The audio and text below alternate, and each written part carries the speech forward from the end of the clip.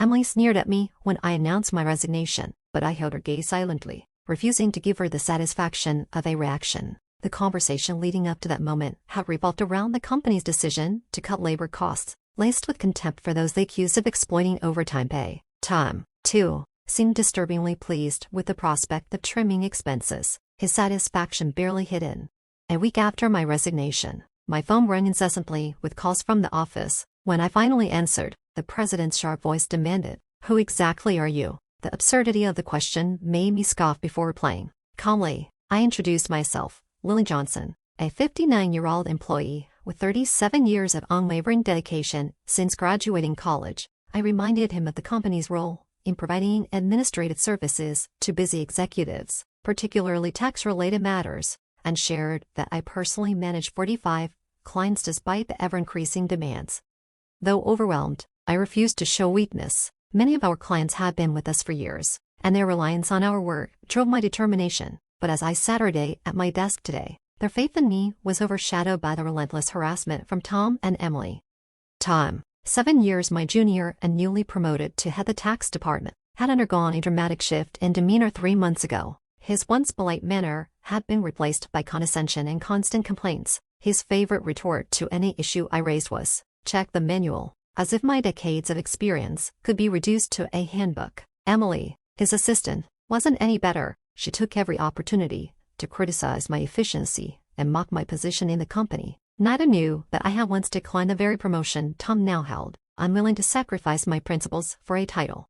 The harassment escalated when Tom dumped a month's worth of client files on my desk, demanding they be processed by the end of the month. The sheer volume of work left me momentarily stunned. These all have deadlines this month, don't they?" I asked, disbelieving. Tom, already gathering his things to leave, didn't bother to answer. "I'm heading out, take care," he said nonchalantly, leaving me with the urgent workload. Emily followed close behind, her mocking laughter trailing in her wake. Among the files, I discovered tasks that had been her responsibility, quietly reassigned to me. The realization struck me. This wasn't just about workloads or overtime. Tom and Emily wanted me out. My years of experience and deeper understanding of tax law made me the department's go-to person, which undermined Tom's authority. His unapproachable demeanor didn't help. Most colleagues avoided him unless absolutely necessary except Emily, who seemed intent on currying his favor. Emily's motivations were transparent. Tom's preference for younger, more compliant female employees ensured her loyalty, and her harassment of me was an extension of that strategy. Their shallow, self-serving dynamic sent a chill down my spine, but it also steeled my resolve. Still, the mountain of work in front of me was daunting. Preparing tax filings for my clients while assisting with declarations left me little room to breathe. Yet claiming overtime would only invite more of their scorn. Resigned to the prospect of unpaid hours, I sighed and opened the first file, determined to press on despite their attempts to break me. Then, without warning, I was summoned to the president's office. Our company was in a state of flux, having recently undergone a leadership change due to the previous president's sudden illness. His successor, the president's son, was still unfamiliar with the intricacies of the business. When I entered the office, I was greeted by the smug faces of Tom and Emily, their expressions radiating unpleasant satisfaction. The tension in the room was palpable, and it became clear why I had been called in when the president delivered his bombshell. "Lily, we'll need you to resign by the end of this month."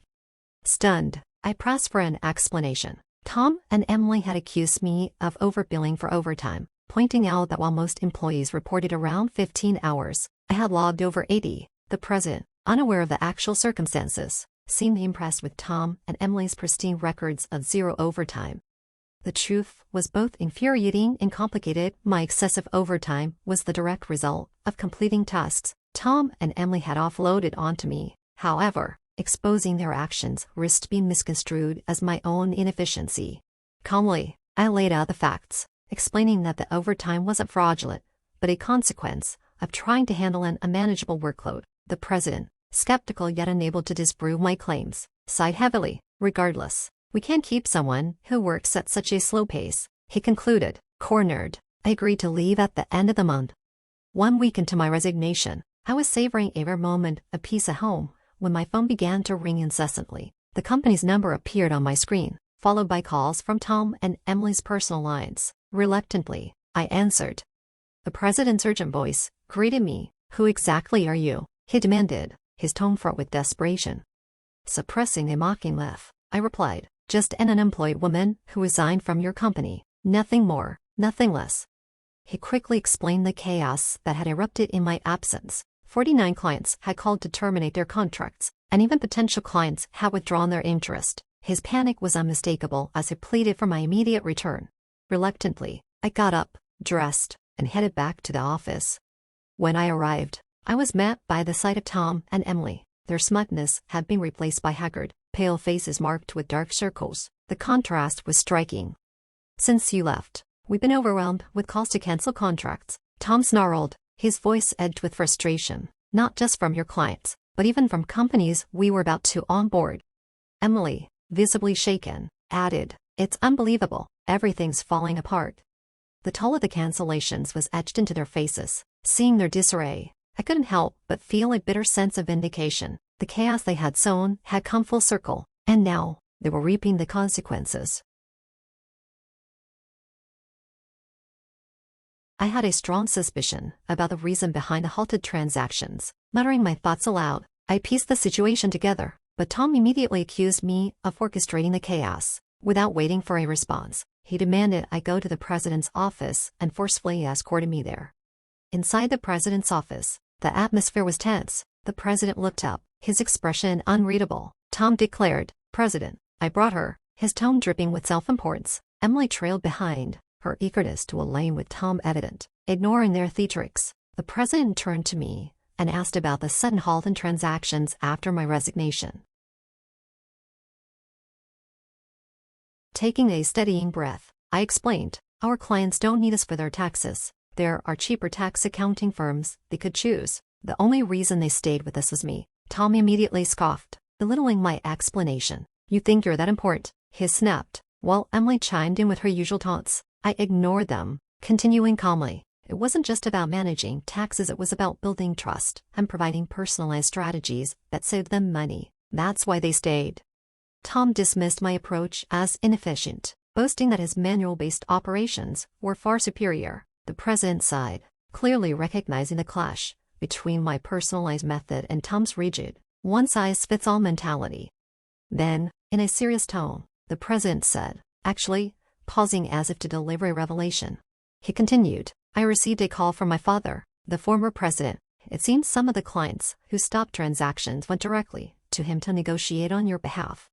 I blinked, caught off guard. Clients had gone to such lengths for me. The president elaborated. "Dad said the tax department's success was largely because of you. You not only managed your own clients, but supported your colleagues as well, with expertise that even Tom couldn't match." He reminded me that had you not declined the promotion, you'd be in a position far above department head by now. The president looked genuinely regretful as he added, "I owe you an apology for how this was handled. Would you consider revoking your resignation? According to Dad, you're indispensable." Before I could respond, Tom erupted, visibly livid. "This is absurd. Why her? I've been running the department just fine." Emily quickly backed him, singing his praises and expressing disbelief that I was being favored over him. The president's demeanor shifted. "Tom," he began sternly, "since Lily's departure, we've received numerous complaints from the tax department. It seems you've been offloading your work onto others." Tom's face turned ashen. The president continued, "You've been delegating client declarations to subordinates, including work that should have been handled by Emily. Ironically, you called Lily a salary thief, yet it's clear you've been neglecting your responsibilities." Tom stammered, but the president wasn't finished. "And then there's the issue of your personal conduct. Allegations of a romantic relationship between you and Emily have surfaced." Tom tried to defend himself, claiming he was merely mentoring Emily. However, the president produced receipts from the accounting department expenses filed by Tom for personal dinners, under the guise of work meetings. Sweat beaded on Tom's forehead as he struggled for an explanation.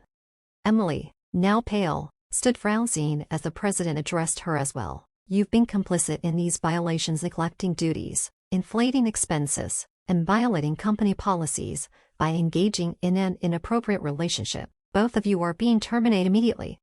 Panic set in. Tom and Emily pleaded desperately to keep their jobs. Tom's voice cracked as he said, "I have a family, can't lose this job." Emily echoed his sentiment, promising to make amends and apologize for burdening others. Watching their desperation, I couldn't help but interject. "Why don't you stop resisting? It's undignified," I said calmly. Tom turned on me, snarling, "Shut up. What would a single person like you know about responsibility?" I sighed, meeting his glare. "Tom, you are the one who got me fired. This is karma. What goes around comes around. Maybe it's time you took responsibility and reflected on your actions." Tom's gaze faltered, and Emily bit her lip, visibly distraught. I looked at the president and, with a small smile, asked, "Should I share more details about their misconduct?" Panic flashed across Tom and Emily's faces. They frantically begged me to stop, fearing further exposure. I leaned forward slightly, my tone measured. "The truth always comes out eventually. It's better to face it now than let it ruin you further." At my words, Tom and Emily crumbled, collapsing to their knees in defeat. The room fell silent, save for their subdued sobs, as the weight of their actions finally caught up with them. The president, infuriated by the revelations, fired Tom and Emily on the spot. Their termination was swift and absolute, and they were escorted out of the office in stunned silence. Later, I disclosed even more about their misconduct. Tom had faked business trips to spend extended periods with Emily, and together, they had orchestrated a campaign of harassment to force out employees they didn't like. While I had tried to support those employees, Tom and Emily's methods were ruthless, leaving many with no choice but to quit. The president, outraged by these revelations, vowed to cut their final salaries and launch a comprehensive investigation into their inflated expense claims. When Tom learned of this, he broke down in tears, pleading with the president not to withhold his pay, citing his family's financial needs. His pleas, however, fell on deaf ears. As the fallout continued, Tom's affair with Emily became public knowledge, leading to a swift and bitter divorce. His ex-wife filed a lawsuit, seeking compensation for emotional and financial damages caused by his infidelity. The weight of the lawsuit, combined with their termination, left Tom and Emily in dire straits. I learned of their plight when Tom reached out to me, begging for help in convincing the president to reconsider their dismissal. Their reputations tarnished, both struggled to find new jobs in the tax industry. Desperation drove them to take up day labor at construction sites, a far cry from their once comfortable office roles. Emily frequently called me, her voice trembling with regret. "Lily, please, help me. I only wanted a better life. I never even truly liked Tom," she sobbed. I listened but felt no sympathy. Their predicament was the direct result of their actions. "Emily," I reminded her firmly, "the consequences you're facing are of your own making. You can't undo the past." Though her regret seemed genuine, it changed nothing. The damage was done, and they had to live with the repercussions of their choices. As for me, I decided to leave the corporate world behind. Despite repeated pleas from the president to return, I declined. Once I was told to resign, I knew there was no going back. The toxicity of that environment was something I wanted to leave far behind. Instead, I began helping out at a friend's tax office. The work was fulfilling, and the slower pace allowed me to enjoy a better work-life balance. As I settled into this new chapter, I started to envision opening my own office in a future place where I could serve clients on my own terms, free from the constraints of corporate bureaucracy. In this new venture, I would focus on treating clients as equals, building partnerships based on trust and mutual respect. It was an exciting prospect, one that aligned with my vision of a meaningful career. This marked the beginning of my second life, a life filled with possibilities and a renewed sense of purpose. With each step forward, I felt the weight of the past lifting, replaced by hope and anticipation for what lay ahead.